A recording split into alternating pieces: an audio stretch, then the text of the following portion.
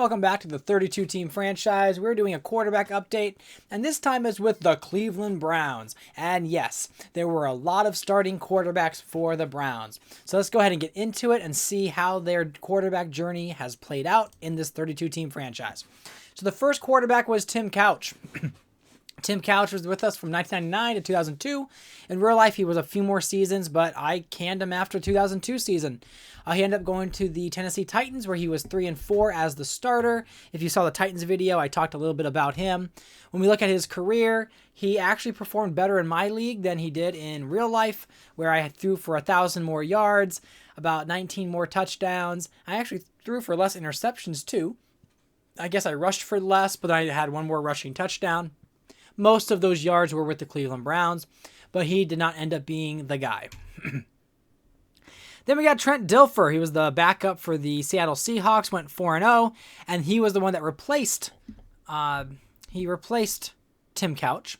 He was with the Buccaneers and the Ravens, won the Super Bowl with them. He didn't do much after that, though, because after the 2004 season, he basically was a backup for Buffalo and then nothing else.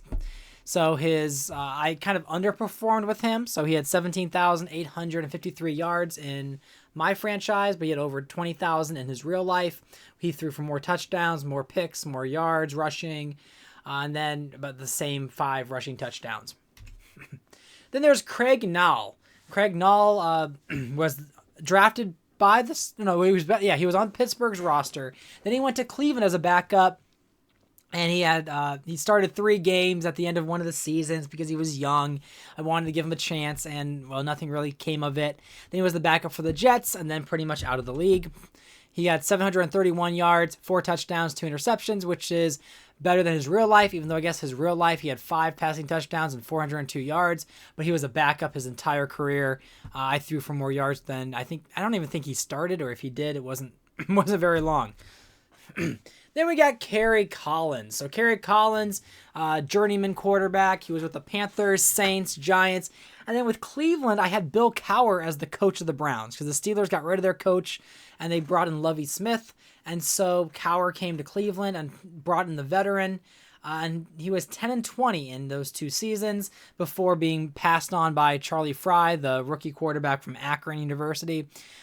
We had 1 season with the Raiders, 1 season with the Bears, and then back up 3 seasons with the Giants where he had previous history. He had 6,800 yards, 56 touchdowns, 36 interceptions, and actually had a pretty good stability for the Browns. He was a pretty reliable starting quarterback for 2 seasons, but he just didn't take them to any victories. When we look at his real life versus my Madden franchise, we're about the same in passing yards. I had a lot more touchdowns with him, more rushing yards with him, but yeah, still a very respectable career in my franchise as he did in real life. Very similar.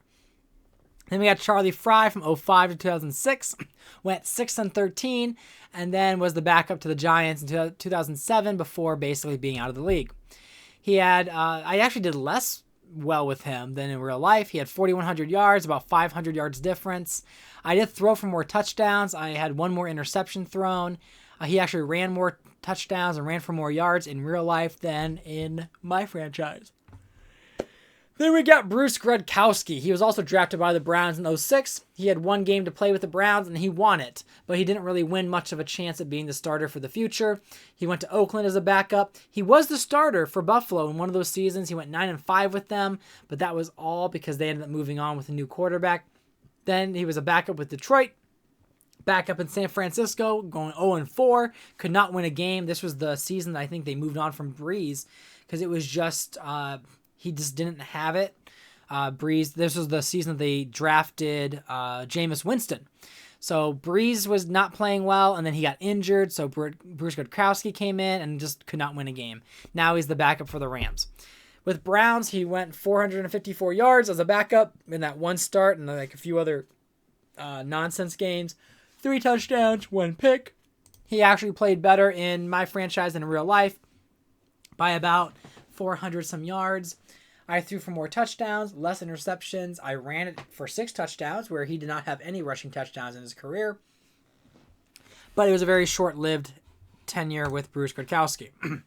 Then we got Jeff Garcia, and he actually threw for a lot of yards. He was pretty good for Cleveland, but I guess when you're the Browns quarterback, people want to get the hell out. And so he retired after the 2007 season after going 6-11 with the Browns. He was with the 49ers and the Cardinals, the Redskins, and then Dallas as a backup. Got a chance to start for the Browns and did so. As you can see, he threw for 3,800 yards, 37 touchdowns, 160 rush yards, and a touchdown in his only season with Cleveland. Very solid performance. He actually performed very well for the Browns.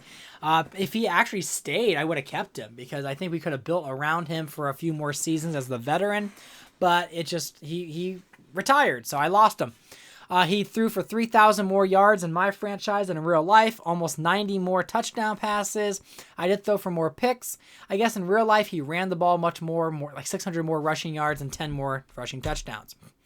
Then we got Josh McCown. McCown got 2 years being the starting quarterback for the Browns, went 13-21, but that was it.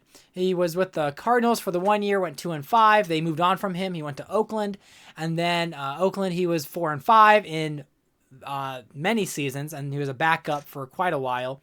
Then he was the backup in Washington, backup in Denver, and a backup in Detroit, where he is now just, I don't know if he retired yet or he's just kind of floating around in free agency, but he did not have the same career as he did in real life, where he actually was a bit more active. He was like a very active backup in his career, getting starts, coming in for injured quarterbacks, which I don't really have a lot of injured quarterbacks, which I think I need to crank that up a little bit more or decrease some of the injury for my quarterbacks. But I'm still in my first season in Madden 26, the 14th season of doing the franchise, but first season in Madden 26, so I have to kind of see how the sliders work. How are the injuries? I know progression is absolutely insane. Everyone's progressing way too fast, so I'm trying to slow that down. I might have to do like a reshuffle of stats to make sure I rebalance the league.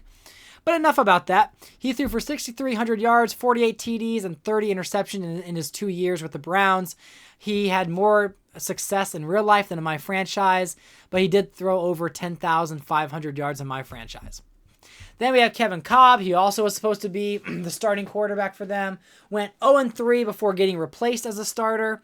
He was a few games with the Rams, 4 games going 2-2. He was the backup in Philadelphia, then the backup with the Saints, and now he's just floating around in free agency. With Cleveland, he had 434 yards, 4 TDs, 4 interceptions, and then we just moved on from him. He had 1,500 yards in his entire career in my franchise, significantly less than his real-life career. So he got the short end of the stick in my franchise, never really getting a chance to start. I know in real life he had some chances with the Eagles, with the Arizona Cardinals, but I brought him over to the Browns to see if he could be the guy, and he just could not win. Speaking of who was a guy for them was Matt Castle. He was someone that got the starting job when Cobb started to suck. Packers, he never started a game from 05 to 08. Went 6-7. Hey, 6-7. Anyway, sorry, the kids would appreciate that. Went 6-7 with the Browns. Then he was a backup for Chicago. Then he ended up going 3-5 with the Chiefs the season before they drafted Blake Bortles. Castle threw for most of his career yards with the Browns, going 2,700, 23 TDs, and 23 interceptions. He was a 50-50 with touchdown-interception ratio, which is not great. However, he did throw a lot more throughout his entire career. He had 78 touchdowns, 37 interceptions, 4,700 passing yards. Not really a yards passer, but he threw a lot of touchdowns, apparently. So, I mean, that's a lot more than I thought he had. And in his career, he had 17,508 passing yards in his career, over 100 passing touchdowns, which is not the case in my franchise. Then you have Troy Smith. Troy Smith got in the game. So the Ohio State quarterback, he was with Denver for 3 years. He started 1 game with the Browns and lost it. He was a backup for Cam Newton with the Dolphins, a free agent, and now he's a backup with the Baltimore Ravens, which is the original team that drafted him. So in Cleveland, he had 419 passing yards, 922 in his entire career, 3-3 with touchdowns and interceptions, which I guess in real life he played more. He had 1,700 yards in real life.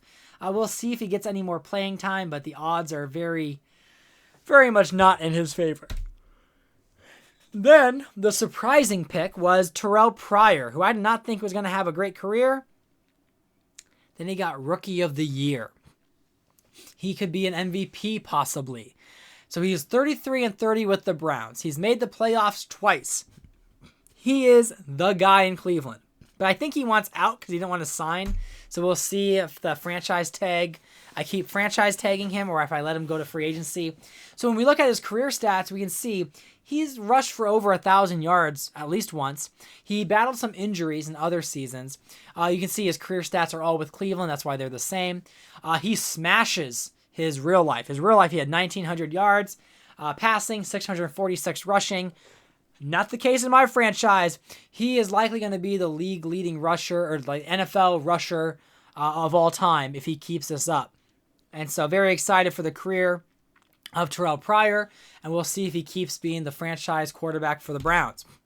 Now, during the 2013 season, I mentioned that Pryor was injured, so Vince Young ended up going to Cleveland as a backup. He was the starting quarterback in Dallas. He lost the starting quarterback job against Derek Anderson in Seattle, which is why he never started in Seattle. And then he was the backup in Houston for a year before going to Cleveland to be a backup. And he was a pretty fitting backup for them because he was a mobile quarterback just like Pryor. And when Pryor went down, Vince Young ended up being the guy. And actually, I think they had Josh Johnson as the backup, and I signed Vince Young because I wanted a better quarterback for Cleveland. And we see Vince Young's stats. He had 10,000 yards in my career. That's better than his real life by about 1,500 yards. I threw for a lot more touchdowns. Most of those stats are with Dallas. Then when we look at the career franchise of the passing leaders of the Browns, we see that Terrell Pryor makes the top 5, and he is working his way. After this season, he'll be past Frank Ryan, and he'll be chasing Bernie Kosar. We see touchdowns. He had 98 touchdowns, so he's working his way there. Tim Couch does get the 6th spot in passing with the Browns, but then Bill Nelson takes the 6th. And so basically it's Brian Sipe, Otto Graham, Bernie Kosar. They're the ones that hold most of the franchise records. We'll see if Terrell Pryor is able to chase them down. And so with that, that is the Cleveland Browns quarterback update. Hope you like this video. There's more to come. Again, there's a lot of league history that I'm working through and how I present it to you. I'm also working my way through the 14th season, which is the 2015-2016 NFL season, which has been very exciting. So I try to give weekly updates on those. You'll see some of those pop up periodically. But thanks for watching. Subscribe if you want to continue with this series and pay attention to the alternate reality that I've created here with this 32-team franchise. So again, thanks for watching.